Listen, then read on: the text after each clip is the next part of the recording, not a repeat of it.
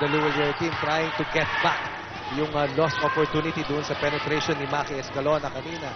Kaya nakala ko na may basket interference. Don Dulay again, one-on-one basketball. Look at him squeezed into traffic. It's really hard to keep in step with this very quick and explosive first step. He's feeling it right now. Who is built like a boxer, no? Pero plays excellent basketball. And obviously, he feels he has that advantage over Eugene Tan. Eugene sending it out to Magpayo. Inside to Mercado, who has been hitting from that angle, but not this time. Maki Escalona looking for a little more backup. Finds Marquis. They don't force it. Dulay comes into the fray. 4 minutes to play. 9-point lead. Dulay for the three. That rims out. And a foul called on Francis Mercado, holding down Ken Bono. You find Bono playing more assertive basketball here. Not only defensively, but more importantly, offensively. Nice way for him to roll to the basket.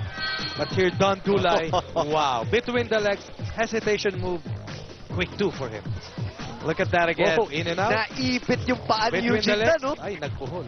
Nawala.